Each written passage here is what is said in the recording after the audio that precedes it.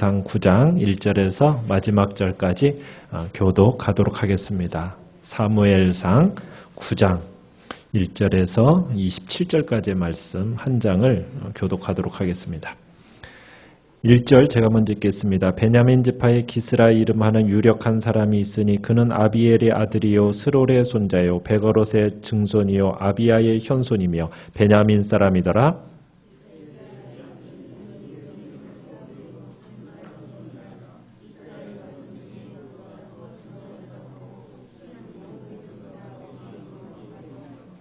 사울의 아버지 기스가 암나귀들을 잃고 그의 아들 사울에게 이르되 너는 일어나 한 사환을 데리고 가서 암나귀들을 찾으라 하매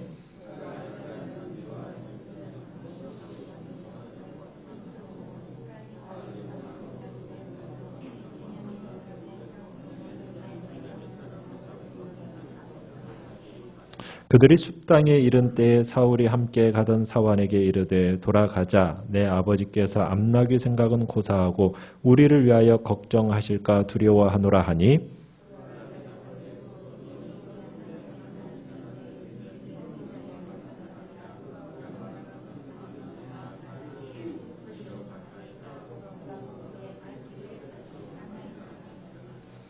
사울이 그의 사환에게 이르되 우리가 가면 그 사람에게 무엇을 드리겠느냐 우리 주머니에 먹을 것이 다하였으니 하나님의 사람에게 드릴 예물이 없도다 무엇이 있느냐 하니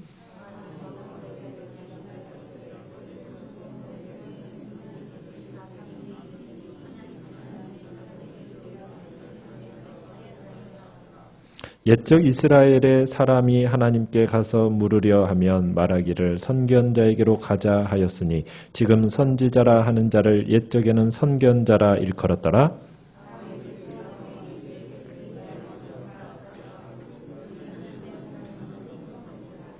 그들이 성읍을 향한 비탈길로 올라가다가 물 기르러 나오는 소녀들을 만나 그들에게 묻되 선견자가 어디 여기 있느냐 하니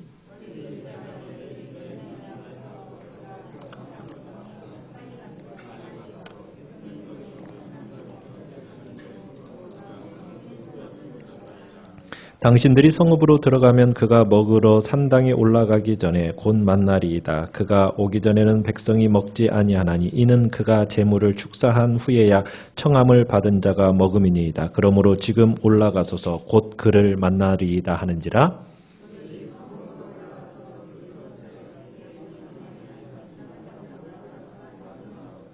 사울이 오기 전날에 여호와께서 사무엘에게 알게 하여 이르시되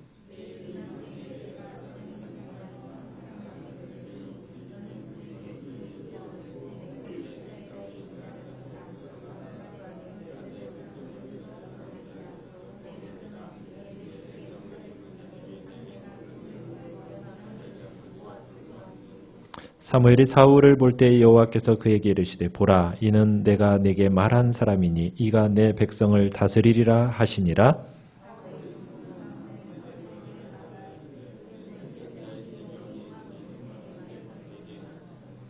사무엘이 사울에게 대답하여 이르되 내가 선견자이니라. 너는 내 앞서 산당으로 올라가라. 너희가 오늘 나와 함께 먹을 것이요 아침에는 내가 너를 보내되 내 마음에 있는 것을 다 내게 말하리라.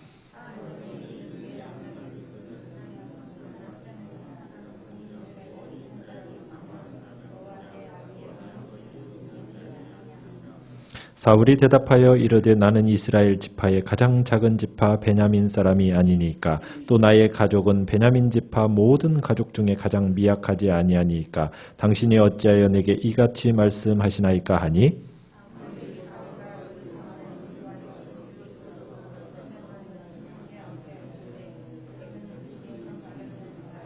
사무엘이 요리인에게 이르되 내가 네게 주며 네게 두라고 말한 그 부분을 가져오라.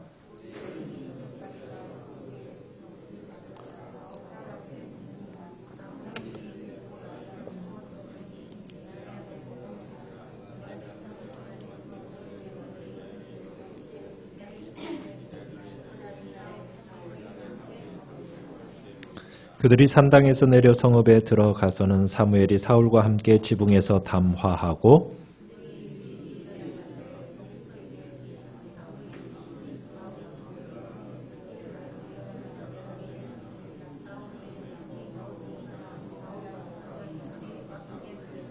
같이 읽습니다. 성읍 끝에 이름에 사무엘이 사울에게 이르되 사완에게 우리를 앞서게 하라 하니라.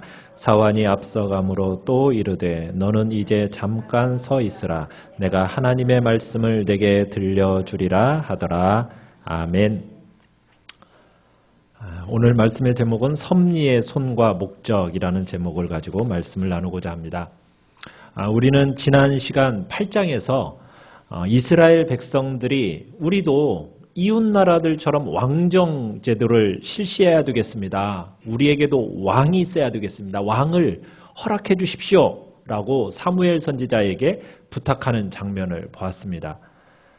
자신들이 블레셋의 위협에 시달리고 그리고 사무엘의 아들들이 참으로 뇌물을 받으면서 그 지도력을 제대로 발휘하지 못하는 것에 대한 실망감을 가진 이스라엘 백성들이 사무엘에게 요구를 하는 거예요. 우리도 열방과 같이 우리도 세속적인 왕정 체제가 필요합니다.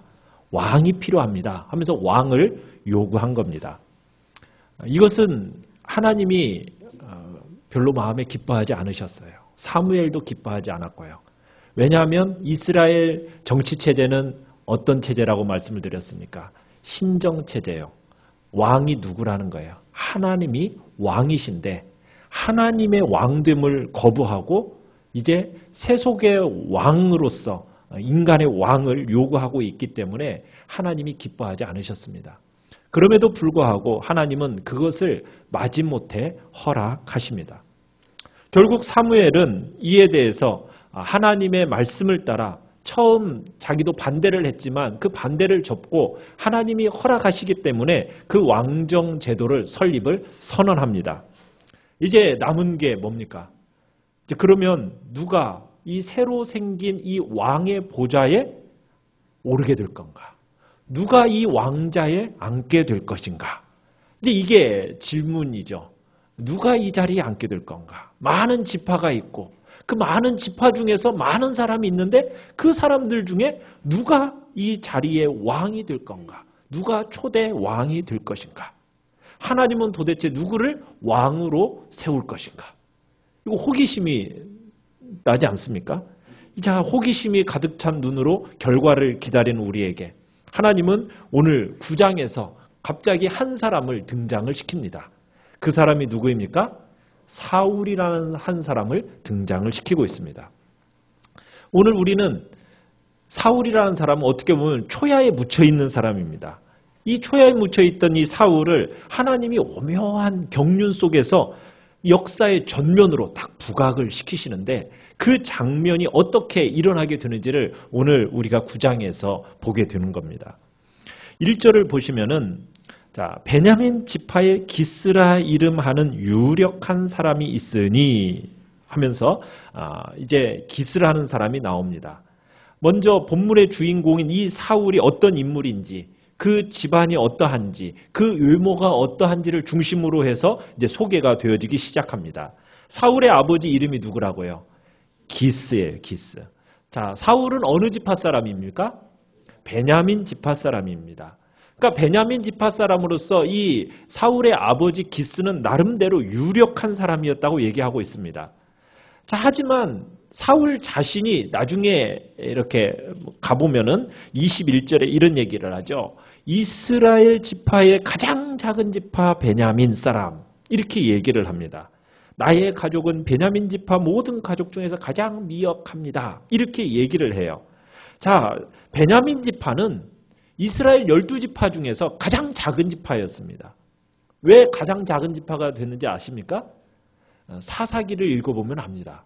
사사시대 때 베냐민 지파와 이스라엘 나머지 지파와의 큰 내전이 있었습니다. 이 내전으로 이 베냐민 지파가 심각한 타격을 입게 되었거든요. 그 내용은 이렇습니다. 사사기 마지막에 보시면은 베냐민 지파의 기브앗 사람들이 한 레위인의 첩을 윤간하는 장면이 나옵니다. 이 첩이 고통 가운데 결국에는 죽어요. 그 죽음을 보고서는 이 레위인이 어떻게 합니까? 시체를 12토막을 내죠. 12토막을 내가지고 각 지파에게 보냅니다.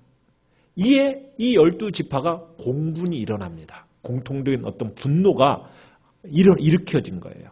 그것 때문에 나머지 이제 11형제 지파들이 경로하면서 이스라엘에 어떻게 이런 일이 일어날 수 있는가 하고 11지파가 연합해가지고 동족인 이 베냐민 지파 사람들에게 그 나쁜 놈들 내놔라 했는데 이 베냐민 지파가 어떻게 해요? 이 나쁜 사람들을 보호해 줍니다. 자기 지파 사람들이라고. 그러면서 이제 이 11지파와 베냐민 지파 사이에 전쟁이 일어나는 거예요. 내전이 일어나게 된 겁니다. 그 결과 이스라엘의 11지파에서는 4만 명이 죽습니다. 그리고 나머지 이제 베냐민 지파는 결국 거의 다 죽어요. 거의 다 죽고 남자 600명만 살아남게 됩니다. 거의 멸절되다시피 했다가 600명만 살아남게 돼요. 이제 한 지파가 거의 사라질 위기에 있게 되니까 이 11지파 동맹이 베냐민 지파의 회복을 위해서 이제 제안을 내놓습니다. 왜냐하면 이 11지파가 서로 전쟁을 할 때 어떤 얘기를 쓰냐면 우리가 절대로 이 베냐민 지파 사람들에게 사람을 주지 말자. 절대로 결혼하도록 딸을 주지 말자라는 맹세를 하나님 앞에 했었어요. 그랬기 때문에 이제 11지파 가운데서는 딸을 줄 수가 없는 겁니다. 그러면서 그 가운데서 누가 그 맹세 가운데 없었나 찾아봤더니 길르앗 야베스 사람들이 없었던 거예요. 그래서 길르앗 야베스를 쳐가지고 400명의 여자를 구해다가 베냐민 지파 남자들에게 줍니다. 자, 그런데 또 200명이 모자라잖아요. 그때 이제 실로라는 곳에 명절 때가 되면 여호와의 명절 때가 되면 춤추러 나오는 여자들이 있었어요. 근데 이 여자들 200명을 또 강탈에다가 이제 베냐민 지파 사람들에게 줍니다. 편법으로 준 거죠. 그러면서 간신히 베냐민 지파가 대를 이어가게 된 거예요. 이게 아주 유명한 일화입니다. 사사기의 마지막 부분에서 나오는. 그러면서 이제 베냐민 지파가 간신히 소생하게 된 거거든요. 그러면서 이 베냐민 지파가 모든 지파 중에서 규모가 가장 작은 지파가 돼버린 거예요. 그런데 이런 지파 가운데 하나님께서는 뭐 하시는 거예요? 왕을 세우시겠다는 거예요. 가장 작은 지파잖아요. 어떻게 보면은 지도할 위치에도 있지 않을 것 같은 이 베냐민 지파를 하나님께서 그 가운데서 한 사람을 들어서 왕을 세우려고 작정하고 계시는 거예요. 자, 하나님은 어떤 하나님이세요? 낮은 자를 들어서 높이시는 하나님. 낮은 자를 들어서 높은 자를 부끄럽게 하시는 하나님. 참 하나님은 그런 하나님이세요. 약한 자. 그 약한 자를 들어서 사용하시는 하나님이심을 우리가 보게 되는 거죠. 그래서 베냐민 지파 가운데서 이스라엘 초대 왕이 선택이 되는 겁니다. 자, 그런데 사울의 아버지 기스는 어떤 사람이라고요? 유력한 사람이라고 그랬죠. 이 유력하다라는 말은 뭐냐면 재물이 많았다라는 얘기예요. 그래서 사울은 부유한 집안에서 태어난 겁니다. 거기에다가 키가 어느 정도라고 얘기하고 있습니까? 키가 다른 사람들의 머리 하나가 더 있는 거예요. 다른 보통 이 이스라엘 사람들보다 머리 하나가 더 있을 정도로 키가 크고 준수한 사람이었어요. 외모가 굉장히 준수했다라는 말은 신체적인 능력이 굉장히 좋았다는 얘기예요. 그러니까 사울의 집안 배경 또 신체적인 조건, 이스라엘의 왕으로서는 겉모습은 손색이 없었다라는 것을 지금 보여주는 겁니다. 신체적인 조건만으로 보면은 왕으로서 누구에게도 뒤처지지 않는 그런 존재였다라는 것을 표현하고 있는 거죠. 왜 이런 사울을 세웠을까요? 지금 이스라엘 백성들이 어떤 왕을 요구하고 있습니까? 어떤 왕? 열방과 같은 왕. 우리를 앞세워서 우리의 앞장서서 뭐 할 사람? 전쟁 가운데서 승리할 수 있는 그런 왕을 요구했었거든요. 그래서 하나님께서는 이들이 원하시는 대로 해주시기 위해서 어떻게 보면 이방인들의 왕으로 세울 만한 신체적인 조건을 가진 사울을 세워주신 거예요. 이스라엘 백성들이 구한 왕의 조건에 딱 맞는 사람을 하나님께서 세워주신 거죠. 참 근데 이 겉모습만 봐가지고는 사람을 알 수 없는 거죠. 나중에 우리가 다윗을 이야기할 때 뭐라고 얘기합니까? 너는 뭐 하지 말라? 외모를 보지 말라. 나는 뭐하는 하나님이다? 중심을 보는 하나님이라고 얘기하죠. 그런 걸 볼 때 이 외모로만 뽑혀진 이 사울은 나중에 실망감을 드러낼 것 같은 것을 이제 우리에게 보여주고 있는 겁니다. 자, 그런데 어쨌든 오늘 이야기에서 이제 이 기스의 집에 어떤 일이 생겼습니까? 암나귀가 있었는데 이 암나귀 여러 마리가 집을 나가버린 거예요. 이 일로부터 이제 시작이 돼요. 그러니까 사울은 이제 아버지가 잃어버린 이 나귀를 찾기 위해서 길을 떠나게 되는 것은 어떻게 보면 사소한 이야기잖아요. 일상적인 어떤 사소한 이야기에서부터 이 사울의 이야기가 시작이 되어집니다. 그런데 이 사건을 통해서 하나님은 하나님의 그 놀라운 섭리를 우리에게 보여주고 있어요. 어떻게 하나님의 섭리가 역사하고 있는지를, 어떻게 하나님의 섭리가 매우 효율적으로 묘사되는지가 정확하게 보여주는 예가 또 오늘의 말씀입니다. 자, 하나님께서는 이제 사울이 이 암나귀를 찾아 나섰는데 이 나선 사울을 누구에게로 인도하세요? 선지자 사무엘에게로 인도하십니다.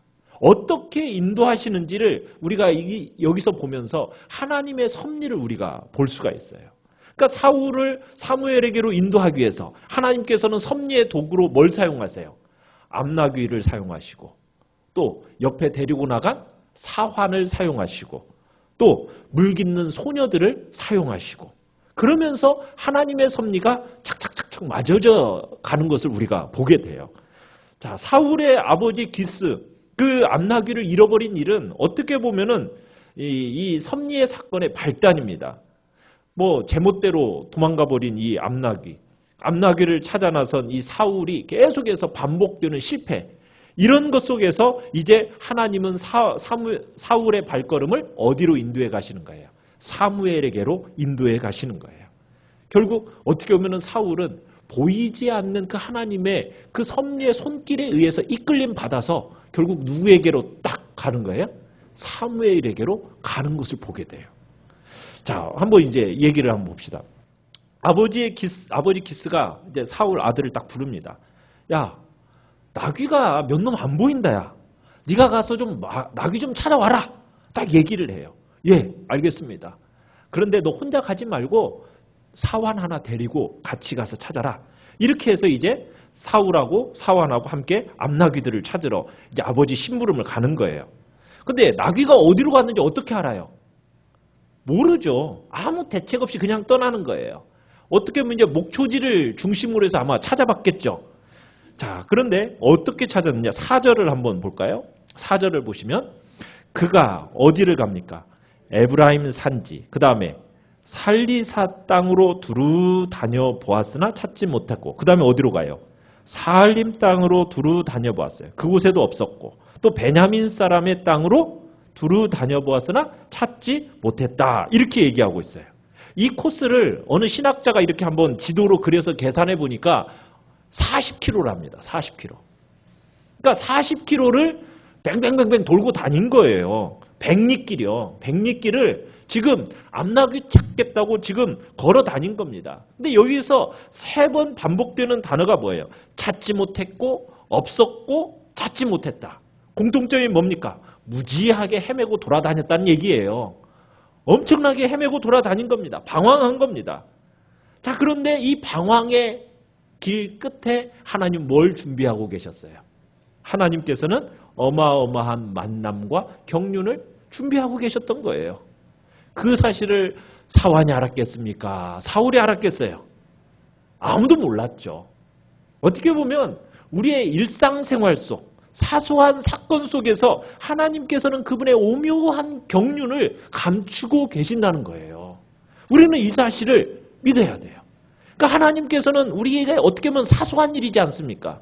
나귀 잃어버렸고 나귀 찾으러 가는 거 사소한 일인데 그 속에서 하나님의 오묘한 경륜을 감추어 놓으시고 그 일을 진행해 가실 때가 많다라는 거예요. 그래서 여러분들이 이거 해봐라 뭐 이런 고민스러울 때 있죠. 하세요. 그냥 하시는 거예요. 또 갈까 말까 막 그럴 때 좀 유치하지만 그냥 가는 거예요. 갈등이 들 때 그냥 해보는 거예요. 도전해 보는 거예요. 왜? 그 길 끝에 뭐가 있을 줄 알아요. 그죠? 그 길 끝에 하나님의 경륜과 섭리 속에서 뭐가 있을 줄 알아요. 그러니까 가보는 겁니다. 끝까지 가보는 거예요. 자, 끝까지 가보다가 누구를 만나는 겁니까? 사무엘 만난 거거든요.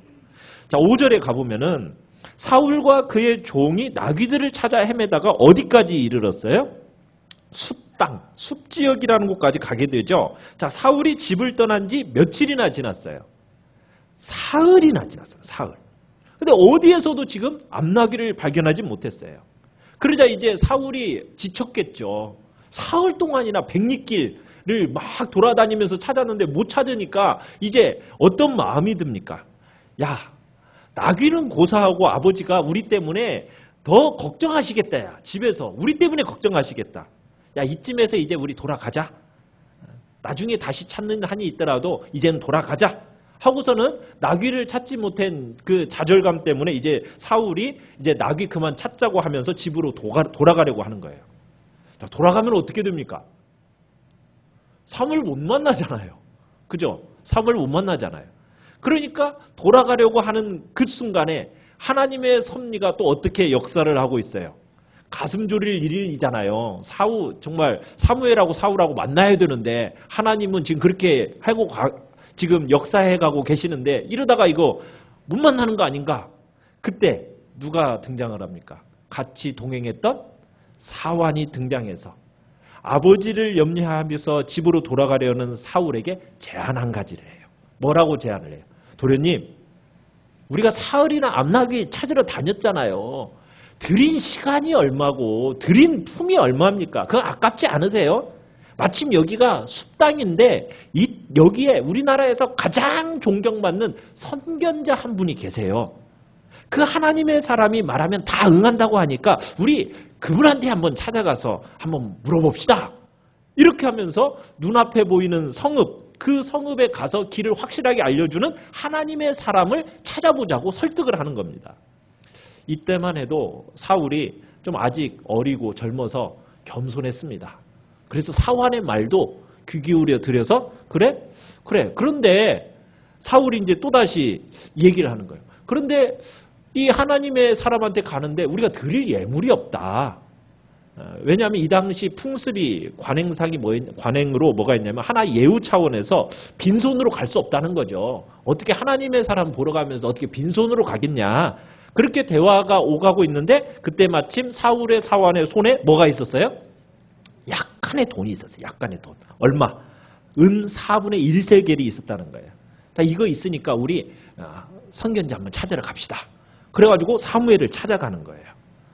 자, 선지자는 이제 언제 어디서 만나? 그러면 이제 어디서 만날까요?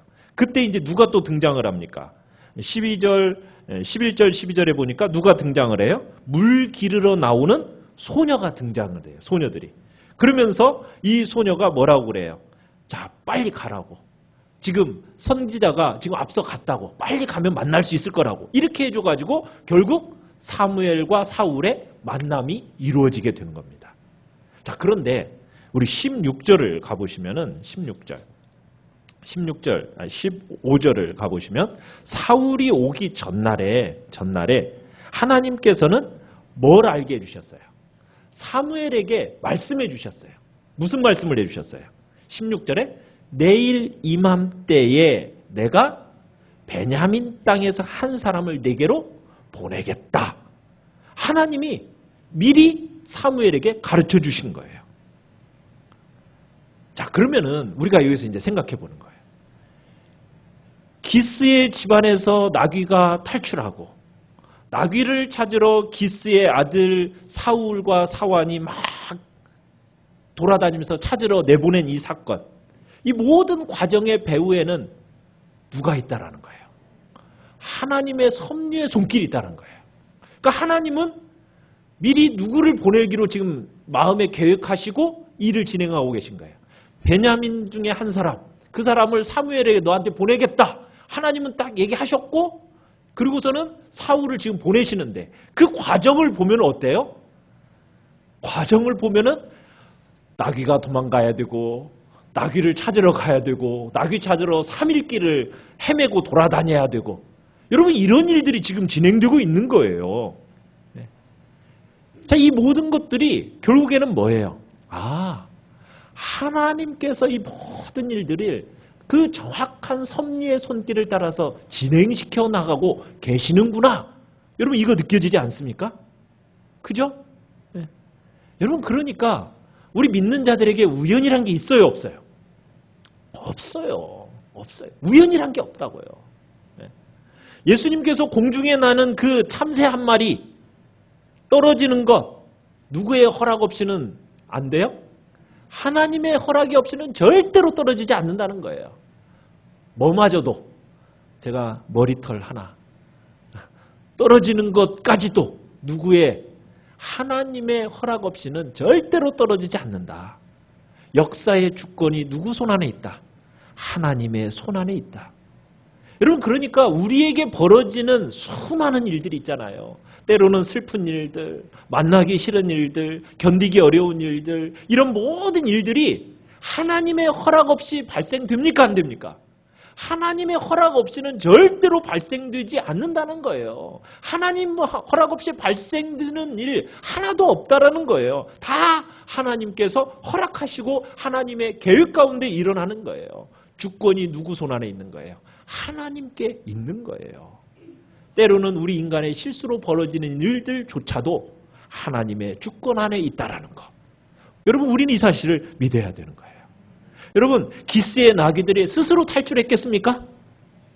왜 그때 나간 거예요? 멀쩡히 있던 나귀들이 왜 나갔냐고요? 하나님께서 어느 날 나귀의 귀에 대고 얘기하셨겠죠. 야, 너희들 좀 바람 좀 쐬고 와라. 그러니까 나간 거예요. 야, 혼자 나가기 좀 뭐하지? 위험하잖아. 몇 마리 같이 나가. 그래가지고 나간 거예요. 그렇게 나갔어요. 그리고서는 인간들이 막 찾으러 돌아다닌 거 아니에요. 그리고 기가 막히게 숲땅까지 가게 된 거예요. 하마터면 또 돌아갈 뻔했는데 누구를 딸려 보내줘가지고 사환 딸려 보내줘가지고 그 사환이 또 옆에서 선견자한테 가보자고 제안하게 하고 그러니까 이것에 대해서 사울이 선뜻 승낙하고 그래서 사무엘과 사울이 만나게 된 거라고요. 그러니까 사울은 잃어버린 나귀를 찾아 나선 것이 계기가 되어서 이제 사무엘을 만나게 된 거예요. 그리고는 곳곳에 뭘 설치해 놨어요? 이동 안내소를 딱 설치해 놓는 거잖아요. 그죠? 그래가지고 물깃는 소녀들로 하여금 어디로 가야 될지 언제 만날 수 있을지 딱 설치해 놓고 하나님께서 정확하게 만나게 하시는 거예요. 참 하나님의 이 공교한 손. 여러분 그래서 결국 초대왕 사울을 그 사무엘에게로 인도하신 거예요. 한치의 오차도 허락하지 않으시는 이 하나님의 섭리의 손길. 그리고서는 왕의 자리로 데리고 가는 거예요. 하나님이 사용하시는 섭리의 수단이요. 보세요. 거창해요. 거창하지 않습니까? 거창하지 않죠? 너무 일상적인 사건 아닙니까? 우리 이런 일들 많이 있잖아요. 뭐 하나 잃어버리는 사건들 많지 않습니까? 보잘것없어 보이는 것들, 여러분 대단치 않아 보이는 사람들, 물 길러가는 소녀들, 뭐 사환들, 얼마나 별 볼 일 없는 사람들이에요. 그런데 그런 사람들 하나하나의 그런 것들을 통해서 뭘 이루어 가시라는 거예요. 하나님의 그 위대한 일들을 이루어 가시다라는 거예요. 하나님의 큰일, 하나님의 그 구원의 역사의 위대한 사건이라는 것들은요, 어떻게 보면 사소해 보이는 일들을 통해서 하나님은 이루어 가시는 거예요. 여러분, 모세가 뭐 하다가 하나님께 부름을 받았습니까? 양을 치다가, 자기 할 일 양을 치다가 떨기나무에서 불꽃 가운데서 말씀하신 하나님 만나잖아요. 그리고 하나님의 부름을 받아서 이제 이스라엘을 구원하는 그 구원자로 쓰임 받잖아요. 또 기드온은 뭐 하다가 하나님의 사자를 만납니까? 포도즙 틀, 좁은 포도즙 틀에서 뭐 하다가 밀타작하다가 누구를 만나요? 하나님의 사자를 만나요. 천사의 방문을 받고 그리고 하나님께 쓰임 받게 돼요. 사울은 뭐 하다가 왕관을 찾습니까? 잃은 나귀 찾으러 다니다가 왕관을 찾게 되는 거예요. 그러니까 섭리를 믿는 사람은요, 하나님의 섭리를 믿는 사람은 작은 일이라고 해서 무시하지 않습니다. 작은 일이라고 무시하는 사람은 결코 하나님의 그 놀라운 섭리의 역사를 발견하기 어려워요. 우리는요, 우리에게 주어진 그 작은 일 하나하나에 최선을 다하면서 살아가는 가운데 하나님의 놀라운 그 섭리의 놀라운 손길을 발견하게 되는 거예요. 작은 일을 통해서 하나님은 그 영광의 문을 열어가시는 겁니다. 여러분에게 주어지는 그 작은 일 충성스럽게 감당하실 때 하나님의 그 놀라운 섭리의 그 복된 길이 열려지는 것들을 경험하게 되실 거예요. 자, 그러면서 사울이 도착하기 전날 하나님은 사무엘에게 두 가지를 이르세요. 16절을 보시면은 내일 이맘때에 내가 베냐민 땅에서 한 사람을 네게 보내리니 너는 그에게 기름을 부어라. 그래서 내 백성 이스라엘의 지도자로 삼으라. 그가 내 백성을 블레셋 사람들의 손에서 구원할 것이다. 내 백성의 부르짖음이 내게 상달되었기 때문에 내가 그들을 돌보았노라. 그러면서 기름 부어서 이스라엘의 장차 왕으로 삼을 것을 얘기하고, 그리고 이 사람이 내 백성을 블레셋 사람의 손에서 구원할 것을 말씀을 하시는 거야. 사울의 사명을 말씀을 하시는 거죠. 그러면서 여기서 이제 얘기하는 것 중에 하나는 뭐냐면 16절에서 그렇게 얘기하죠. 그가 내 백성을 블레셋 사람들의 손에서 구원하리라. 내 백성의 부르짖음이 내게 상달되었으므로 내가 그들을 돌보았노라. 여러분, 이 표현이요, 누구에게 했던 표현과 같은지 아세요? 모세 시대 때 모세에게 출애굽을 위하여서 불렀던 것과 똑같은 비슷한 말씀이에요. 이스라엘 백성들이 막 부르짖었잖아요. 노예 생활에서 너무 고통 속에 있을 때 하나님께 부르짖었잖아요. 애굽에서 종살이 하던 시대. 그런데 그 부르짖음이 하나님께 상달이 되었죠. 여기서 동일해요. 너희들의 부르짖음이 하나님께 상달이 되었다. 그리고 그 부르짖음을 하나님이 돌아보셔서 모세를 세워서 바로의 손에서 구원하시잖아요. 마찬가지로 여기서도 지금 동일하게 내가 그들을 돌보았다. 내가 너희들을 구원하겠다. 지금 이렇게 얘기하시는 거예요. 이런 걸 볼 때 사울은 누구처럼 지금 대단한 일을 드러내려고 하시는 거예요. 모세와 같은 위치에다가 지금 사울을 지금 놓으시는 거예요. 그만큼 하나님은 사울에게 기대하시는 바가 컸던 거예요. 하나님은 두터운 신뢰 속에서 이 자리를 사울에게 맡기시는 겁니다. 참, 근데 안타까운 건 뭐예요? 이렇게 하나님은 신뢰하고 그에게 그런 모세와 같은 그런 위대한 일을 맡겨주셨는데, 그런데 이 소명을 제대로 감당하지 못하고 결국 하나님을 실망시키는 일을 우리는 보게 되죠. 여러분, 우리 각자에게서도 마찬가지예요. 이건 사울만의 문제는 아닙니다. 우리를 부르실 때 여러분에게 직분을 맡기시고 또 하나님의 일을 맡기셨을 때에는 하나님께서는 기대하는 바가 크신 거예요. 그 기대 속에서 여러분을 신뢰하는 가운데 그 일을 맡기시고 부르시는 겁니다. 그러면 우리는 그 일을 어떻게 감당해야 되겠어요? 우리를 신뢰하시는 하나님의 마음에 흡족하게 해드릴 만큼 우리 자신을 들여가야 되겠죠. 자, 사울이 이제 사무엘에게 다가오니까 하나님의 계시가 사무엘에게 임했습니다. 17절에 보니까 사무엘이 사울을 볼 때 하나님께서 뭐라고 말씀하세요? 보라, 이는 내가 네게 말한 사람이다. 하나님이 선택한 사람이다 하면서 사무엘에게 직접 얘기하시는 거예요. 참 획기적인, 사울에게 있어서 획기적인 인생에 바뀌는 순간이 온 거죠. 자, 사울의 마음은 무엇으로 가득 차 있어요, 지금? 잃어버린 나귀 찾을 생각만 가득하고 있잖아요. 그 생각으로 가득 차 있는 사울에게 지금 이제는 20절에 가보면 뭐라고 얘기하고 있어요? 사흘 전에 잃은 내 암나귀들을 염려하지 말라. 찾았다. 온 이스라엘이 사모하는 자가 누구냐? 너와 내 아버지의 온 집이 아니냐.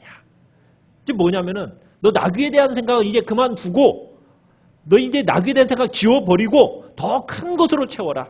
사소한 일 이제 털어버리고 거대한 하나님의 사역들로 마음을 채워라. 지금 얘기하시는 거예요. 자, 그런데 이 말이 좀 애매하죠. 온 이스라엘이 사모하는 자가 누구냐? 너와 내 아버지의 온 집이 아니냐? 이게 뭐 좀 말이 좀 애매하잖아요. 그런데 왕이 되어야 한다는 사실을 이렇게 암시하고 있는 거예요. 애매한 부분이 있긴 한데 그런데 사울은 이 말을 확실히 알아들었어요. 그래가지고 21절에 뭐라고 답변을 합니까? 사울이 대답하여 이르되 나는 이스라엘 지파의 가장 작은 지파 베냐민 사람이 아닙니까? 또 나의 가족은 베냐민 지파 모든 가족 중에 가장 미약하지 아니하니까. 마치 감당할 수 없습니다. 겸손하게 얘기를 하죠. 마치 모세와 기드온 같죠. 하나님께로부터 부르심을 받을 때 자기 자신들은 감당할 수 없는 존재라고 자신을 낮추어 얘기하는 것처럼 사울도 이렇게 겸손하게 얘기를 해요. 이 겸손한 마음 계속 유지했더라면 얼마나 좋았을까요? 그런데 나중에 이 사울이 이 겸손한 마음이 사라지고 교만해졌죠. 그 결과 참 안타까운 일들이 벌어지죠. 우리는 오늘 이 말씀을 통해서 사울이 겪은 이 여러 가지 일들이 결국은 그를 사무엘에게로 이렇게 인도하는 섭리의 수단으로 사용되어지는 걸 우리가 보게 돼요. 섭리의 목적은 있었어요. 사울을 누구에게로 인도하는 것? 사무엘에게로 인도하는 것. 분명했죠. 우리에게 섭리의 목적이 분명하지 않을 수 있습니다. 그렇다 할지라도 여러분 우리는 믿어요. 하나님이 이 땅을 다스리시고 통치하시며 이 세상의 모든 것은 하나님의 주권 가운데서 이루어지는 일이다. 그러기에 내 삶에 일어나는 모든 사건 하나하나 우연이 없고 하나님의 계획과 목적 가운데 이 모든 일들이 이루어진다. 여러분 이것을 딱 마음속에 품으시면 여러분의 마음이 어떻습니까? 흥분이 되지 않으십니까? 막 기대가 되지 않으세요? 그러면서 우리의 마음에 좀 말할 수 없는 평안이 딱 자리 잡지 않으십니까?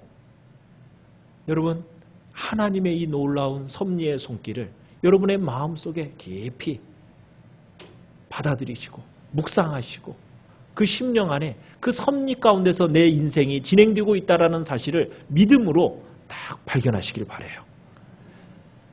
사울을 사무엘에게 인도하신 목적은 뭐였어요? 이스라엘 백성을 구원하기 위함이 목적이었어요. 우리의 섭리 가운데 일어나는 목적도 마찬가지입니다. 우리의 인생을 무엇을 향하여 달려가게 하시는 걸까요? 하나님의 백성의 구원입니다. 이 목적 가운데 우리를 사용하시는 거고 우리의 길을 이끌어 가고 계시는 거예요. 이게 하나님의 섭리적인 인도의 목적입니다. 우리에게 우연 없습니다. 하나님에게도 우연이 없고요. 성도들에게도 우연이라는 건 없습니다. 하나님의 섭리, 우리가 겪는 일상의 작은 일들 속에 여러분 그 의미를 부여해 보십시오. 새로운 의미들을 부여해 보세요. 그래, 하나님의 뜻이 있고 계획이 있고 하나님의 그 선하신 섭리의 목적이 나의 삶을 이끌어가고 있다. 때로는 우리의 마음에 슬픈 일이 있죠. 여러분 시작은 어디서부터 시작했다고요? 잃어버림에서부터 시작이 됐어요. 나귀들을 잃어버림에서부터 시작이 되었어요. 어떻게 보면 좌절과 실패로부터 시작이 되었어요. 그런데 그 길이 이제는 어디로 안내하시더라는 거예요. 하나님의 뜻을 묻고 하나님의 인도를 구하며 가다 보니까 결국 하나님의 그 영광의 문으로 나아가는 것을 보게 되잖아요.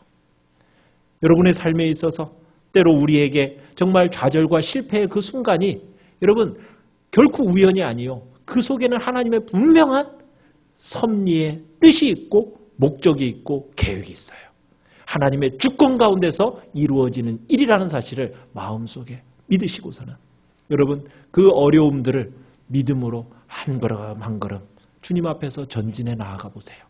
그 마지막 딱 지점에 이르시면 그 하나님의 놀라운 뜻과 계획이 우리 안에서 이루어질 복된 섭리의 아름다운 역사가 진행되어지고 있었다는 사실을 여러분들은 발견하게 될 것입니다. 여러분 그런 은혜들을 기대하면서 여러분들의 삶을 주님의 은혜 안에서 복되게